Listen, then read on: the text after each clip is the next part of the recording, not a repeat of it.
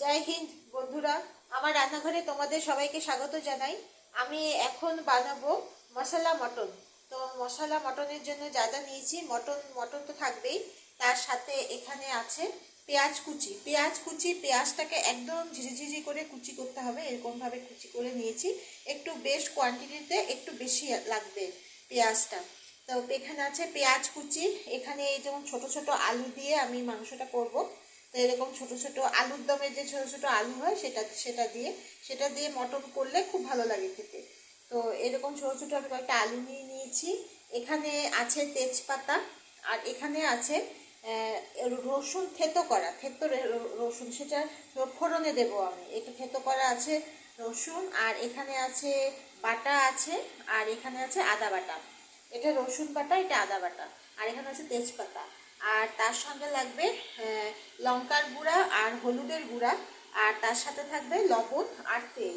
তো আমি সবার প্রথমে হলুদের গুঁড়া আর লঙ্কার গুঁড়াকে একসঙ্গে মিশিয়ে নেব। এখানে এটার মধ্যে হলুদের গুঁড়া আর মশলা মটনে একটু হলুদটা একটু বেশি পড়লে ভালো লাগে। তো আর তার সাথে থাকবে মশলা মটন। যেহেতু এটা মশলা মটন বানাচ্ছি, সেই জন্য আমি লঙ্কা বাটা ইউজ করব না, আমি লঙ্কার গুঁড়া ইউজ করব। এটা আমি এখান থেকে 1.5 চামচ মতো আমি লঙ্কার গুঁড়া আমি নিয়ে নিলাম। নিয়ে আমি এটাকে জল দিয়ে এটাকে আমি একটু গুলে নেব।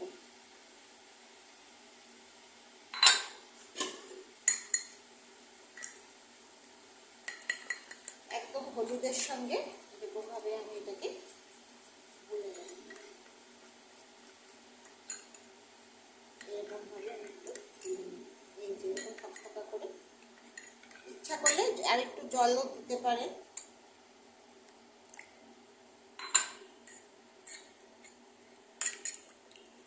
একদম মিশিয়ে দিতে হবে, হলুদ আর লঙ্কা একদম এরকমভাবে একদম মিশিয়ে দিতে হবে।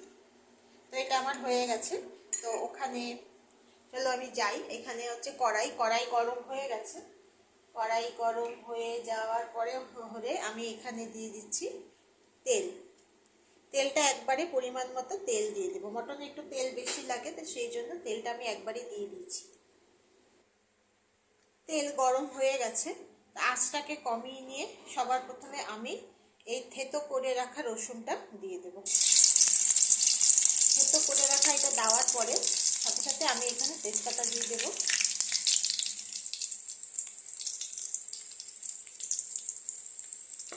এটাকে একটু নেড়ে জাস্ট রসুনের গন্ধটা বেরোচ্ছে, ওরকম অবস্থায় আমি এখানে এই পেঁয়াজ কুচিগুলো দিয়ে দেব।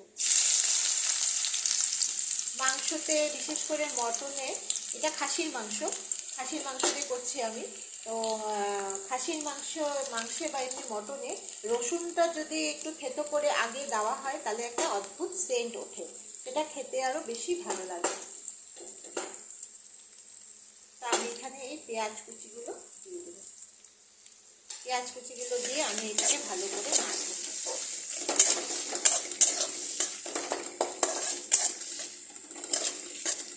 কয়েক সেকেন্ড নাড়ার পরে আমি এটার মধ্যে এখন একেবারে এই আলুগুলো দিয়ে দেবো। এই ছোট ছোট আলুগুলো দিয়ে দেবো। আলুগুলোকে দিয়ে আমি এখন এটাকে 2 থেকে 3 মিনিট কষাবো।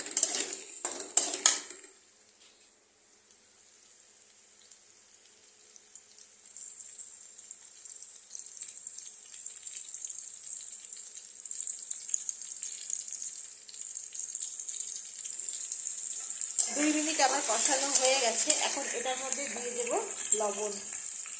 লবণটা প্রথমেই একবারেই দিয়ে দেবো, যাতে পরে আর দিতে না হয়। পর্যাপ্ত পরিমাণে লবণ দিয়ে দেবো। লবণ দেওয়ার পরে এখানে রসুন বাটা আর তার সাথে এই আদা বাটা দিয়ে দেবো। আঁচটাকে কমিয়ে দেবো যাতে এটা তলায় লেগে না যায়। আঁচটাকে কমিয়ে এটাকে আরও 2 মিনিট মতো এরকমভাবে নাড়বো। 2 মিনিটটা খুব কন্টিনিউ নাড়তে হবে, যাতে এটা তলায় লেগে না যায়। তলায় লেগে গেলে মুশকিল হয়ে যাবে, সেই জন্য 2 মিনিট এটাকে কনস্ট্যান্ট নাড়তে হবে। এটাকে আমি 2 মিনিট মতো কনস্ট্যান্ট নাড়িয়েছি। এখন এটার মধ্যে আমি এই মটনগুলোকে ছেড়ে দেবো। মটনগুলোকে আমি এখানে ছেড়ে দেবো। মটনগুলোর সাথে আরও 2 থেকে 3 মিনিট এটাকে ভালো করে কষাতে হবে। তা আমি এটাকে 3 মিনিট মাংসের সাথে এটাকে কষিয়ে নিয়েছি। আমি এক হাতে ভিডিও করছি আর এক হাত দিয়ে এটা রান্না করছি, সেই জন্য পুরোটা দেখাতে পাচ্ছি না। তো আমি এটাকে কষানো আমার এটা হয়ে গেছে। এখন আমি এখানে লঙ্কা আর হলুদ যে গুলে রেখেছিলাম সেটা আমি উপর দিয়ে দেবো।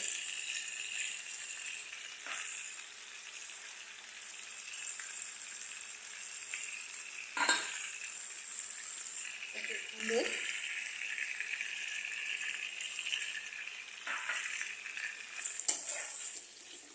এখন এটাকে 4 থেকে 5 মিনিট ভালো করে কষাতে হবে, কন্টিনিউ এটাকে কষাতে হবে। খাসির মাংস বা পাঁঠার মাংস পুরো টেস্টটা হয় কষানোর উপর, যে যত কষাবে তত এই মাংসের স্বাদ বাড়বে। এখন আমি এটাকে 5 মিনিট মতো কষাবো। আমি এটা 5 মিনিট ধরে পুরোভাবে কষিয়েছি। এটা পুরো জলটা দেখো পুরো টেনে নিয়েছে। এখন এটার মধ্যে উপর দিয়ে অল্প পরিমাণ মতো অল্প করে মিষ্টি দিয়ে দেবো, যাতে স্বাদের ব্যালেন্সটা ঠিক থাকে।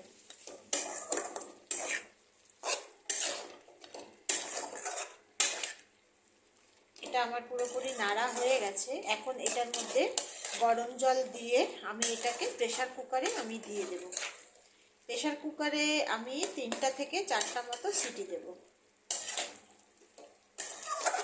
এটা আমার পুরোটা হয়ে গেছে। এখন আমি এটাকে প্রেসারে নেব। এই যে আমি এটা প্রেসার কুকারে দিয়ে দিয়েছি। এখন এটার মধ্যে দিয়ে দেব মিট মশলা। মিট মশলা পরিমাণ মতো, বেশি না, অল্প একটু মিট মশলা দিয়ে দেব। মিট মশলা দিয়ে এটাকে একটু ভালো করে নাড়ব। মিট মশলা দিয়ে আমি এটাকে নেড়েছি। নাড়ার পরে এখন আমি এটার মধ্যে দিয়ে দেব গরম জল। জিনিসটা আমি একদম কষা কষা করব, সেই জন্য গরম জলটা পরিমাণ মতো দেব, বেশি দেব না, অল্প দেব। এই যে আমার গরম জল দেওয়া হয়ে গেছে। ঠিক এরকম এতটা ইয়ে করে আমি জিনিসটা মাখা মাখা করব।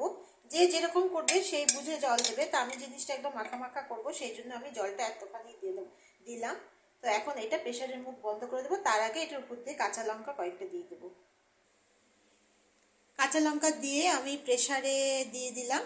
তো এখন প্রেসারে আছে। তো এটাকে আমি আঁচটাকে মিডিয়াম থেকে একটু কমে রাখবো। মিডিয়াম থেকে একটু কমে রাখবো। কমে রেখে আমি 4টা মতো সিটি মারবে এটা। তারপর আমি গ্যাসটাকে বন্ধ করে দেব। আমাদের মাংস পুরো রেডি হয়ে গেছে। এখনো ধোয়া উঠছে। তো মাত্র খুললাম আমি এটা। খুলে এটা একদম কষে গেছে। একদম এরকমই করার মানে করবো ভেবেছিলাম, যেরকম ভেবেছিলাম সেরকমই হয়েছে। এটা এই মশলা মাংসটা কষা কষা খেতে দারুণ লাগে। তো আমার এই রেসিপিটা যদি ভালো লেগে থাকে তোমরা লাইক, শেয়ার আর সাবস্ক্রাইব করে দিও। আর তোমাদের মশলা মটন যদি অন্য ধরনের কোনো জানা থাকে আমাকে শেয়ার করবে। তো আশা করছি আজকে তোমাদের এটা ভালোই লাগবে। তো আজকের জন্য টাটা।